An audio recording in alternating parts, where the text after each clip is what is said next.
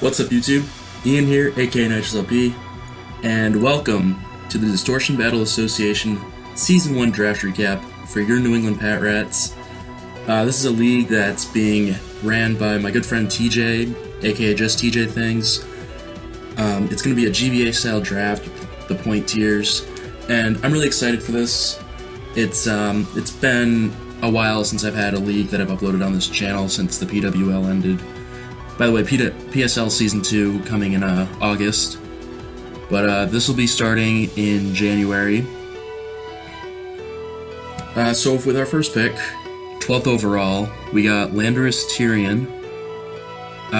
This thing hits like a truck with that base 145 attack.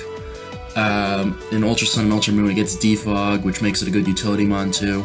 It's kind of a jack of all trades sort of thing. With that 105 special attack, you can even run it special if you want to. You can run it mixed. It's got good enough bulk. It's got a great defensive typing, except for that quad weakness to ice. But this thing is going to be brought to most games. It is one of my Z users. I think it's just an offensive one. It's going to be a lot of fun to use this season, and I'm very surprised that it made it all the way to the 12th overall pick. Second round, pick 21, we get Como O. With that base 120 defense, this thing can eat up hits for days. I think this thing got the best buff in Ultra Sun and Ultra Moon, getting that Omni Boost Z move in Clangorous Soul Blaze, which is legal here. It is my special Z user, which was the cost for that, but I will be using it. This is a Dragon Fighting type, which gives great stab, a lot of coverage. Got close combat in Ultra Sun and Ultra Moon, so with that Omni Boost, it's going to be hitting it. It's got a very good move pool, so it's going to be hitting a lot of things really hard. This is going to be a huge part of the team this year. It's going to have a huge offense presence, and it hits most of the threats that it has very hard with some sort of attack, especially if it gets to +1 with the Omni Boost.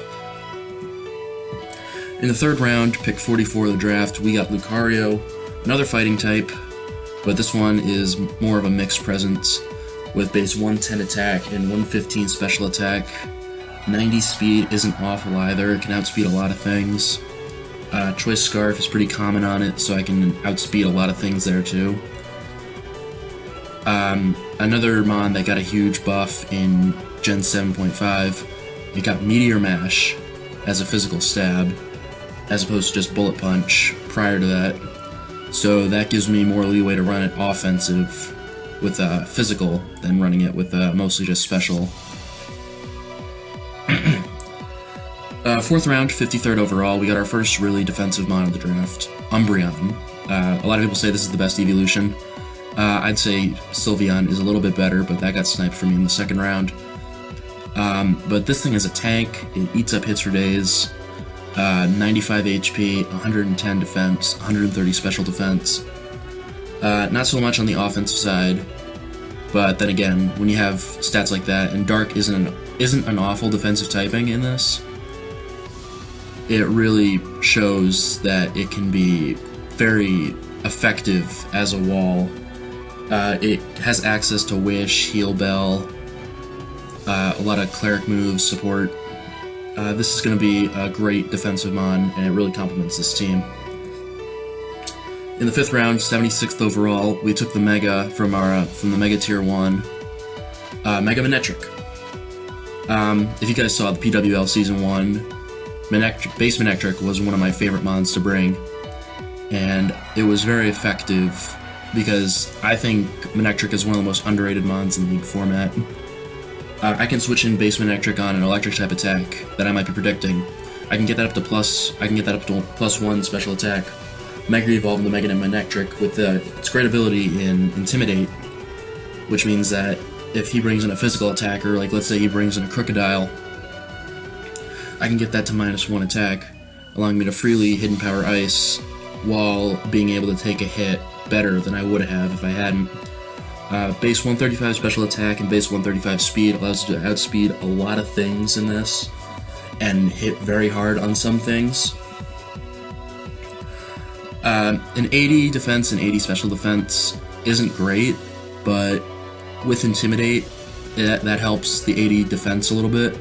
It's not going to be taking special hits all that well, but then again, it's Manectric. It's not meant to take hits that well. It's meant to hit hard and hit fast. Our second mainly defensive mon, Cofagrigus, 85th overall. This thing eats up hits for days. It can stall. It's one of the best stally mons in the format, and it's with that 145 defense and 105 special defense. It's not gonna. It's gonna take a lot to take it down. What I really like about it is that 95 special attack. For a mon so bulky, it's very rare that you see something that can hit as hard as Cofagrigus can. But that 95 special attack is not to be slouched on. It can do a lot of things very well. It can use bulky offense. It can just be bulk in general. You won't be running regular offense with it, with that base 30 speed, obviously. But it can definitely take hits and dish them out at the same time, and that's what I really like about Cofagrigus. You can set up Toxic and then use Hex, that's base 130 power right there. Will-O-Wisp, it's already got great defensive bulk, so if you switch it in on a physical sweeper, get a Will-O-Wisp on it, it's not going to be doing anything to it. I think it's another one of those mons that's extremely underrated in League format. I get why it's in the D tier this year, because 58 HP is very poor, but I think it more than makes up for that with 145 and 105 in their defenses, as well as 95 in special attack. I think that it will be able to do a lot to support this team, covers up the fighting weakness that Umbreon may have, and I think the two just complement each other very well. Another mon that I was surprised made it this long, round 7, pick 108, Arcanine.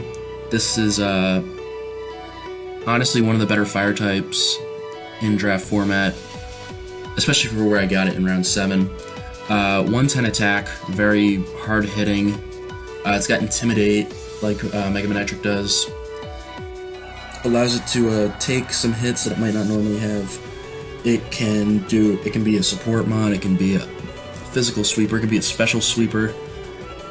It's got, aside from Intimidate, it's also got Flash Fire, meaning that if, Lucario or something else is fearing a fire type attack, I can switch in Arcanine, and if I'm running Flash Fire that week, I can get a huge buff to a fire type attack, and then I can start using Flare Blitzes or Fire Blasts or something like that. It's got very good recovery in Morning Sun. With that base 95 speed, it can outspeed a lot of things, get some recovery off, and then maybe live more hits, or it can stall out with Toxic. I think this is going to be a good part of the team. It is kind of crippled by the fact that it does have a weakness to Stealth Rocks, which I generally try to avoid drafting. But I do have a spinner and a defogger that I can use to deal with said issue, but it's still kind of annoying to have to worry about rocks. The spinner of this team is going to be from the C tier, Delmise, pick 117 overall. Base 70 HP, 131 attack, 100 defense. This thing can eat up a lot of physical hits, but that base 131 attack, it can hit like a truck. Now, of course, it's got base 40 speed, so it won't be outspeeding 99% of the things it's going to switch in on. But if I can predict a good switch in, like let's say I predicted a fairy type switch in, I can use that Anchor Shot, which is an 80 base power attack, but with that ability Steelworker, that stab, it goes up to 120 base power. That's going to hit hard on a lot of things. It's also got Power Whip Stab, Shadow Claw Stab, Earthquake, Rapid Spin. This thing is going to be used as a physical attacker, but it's also got a lot of presence as both a spinner and a spin blocker, which I think is very effective. I'm not huge about having two ghost types on the team with it and Cofagrigus, but I feel like that the two do two very different things, so I hope that it works out better that way. Pick 140 overall, we get Aromatisse. I've never really been huge on this mon, but I needed a fairy type, and this was one of the few available that I could see working with this team. Base 101 HP and 99 special attack isn't awful, especially for a support mon. 89 special defense, it'll help it take some hits, but it's not going to take him all that great. It's a really good support mon, but it's kind of a one-trick pony in that sense. It doesn't really do anything else other than support. It gets Wish, Heal Bell, all that stuff, but it doesn't really do anything other than that. So I don't know how often I'll really be bringing it, but it could get the job done if I need it. This was kind of just a pick that, I saw I needed a fairy type. It was a later round pick. This is kind of just a value pick. Pick 149 overall, we take Xatu, a psychic flying type. Its stats are really nothing special. It's got 95 special attack and 95 speed. This thing really only does one thing well, like Aromatisse. It has magic bounce, which I think is a really good ability. It's really only going to be brought as a magic bouncer. It's only going to stop hazards from coming in, status, taunts. It's not going to be doing anything else other than that. But if I ever do bring it, it's going to be just for hazard support. Our last pick in the draft, 172 overall, it's Fiona. And wow, 80 stats across the board, that's pretty awful. To be honest, this was a bit of a meme pick. I was going to take Quagsire, but it got sniped. I might just bring this, if I've already clinched playoffs, and if I've already clinched a seed that I like, if I've already been eliminated, I'll probably just bring Fiona as a meme. I like to name them Blue Balls, 'cause it's kind of funny. But, this is going to be... I'm not bringing a Fiona if I'm ever, in a crunch time situation, I need to bring it. It's just, it doesn't do me much. I don't think it even gets Tail Glow like Manaphy does. It's just kind of awful. It's barely a legendary Pokemon, even though I do believe it is. It's just so bad. I chose it because, I realized I needed a water type. Well, didn't even really need it, it's just kind of had it. So if I wanted to complete my Fire, Water, Grass core, there we go. It's not gonna be doing much for me. It gets Scald, which is nice, but in all honesty, who really cares? It's got 80 stats across the board. It's bad. It's just awful. So, that's it for the DBA Season 1 draft recap for the New England Patrats. I think we had some very solid mons to start off our draft. It kind of fizzled off towards the end, but usually I don't bring mons that I don't use. I don't usually use the mons I draft later on, unless I think they're a good fit for the matchup. And I absolutely need them. So this is gonna be an interesting experience, because I've already battled a lot of these people that are in the league. I think 11 out of the 16 people are from the PSL in one way or another. So this should be fun. I'm really looking forward to it. I think we have a legitimate shot at winning. But of course, it'll come down to the plays I make. And the plays that I make and how well everyone else plays, because some teams have some serious power. I know Levites has a very stally core that, is always going to be fun to play against. I've been looking at it. I don't really see much of a way to beat it, but we'll have to see that when I play in Week 3. Week 3, yeah. So let me know what you think of the team. Let me know what you think of any key weaknesses that I might have, anything I did really well. I want to know what you guys think.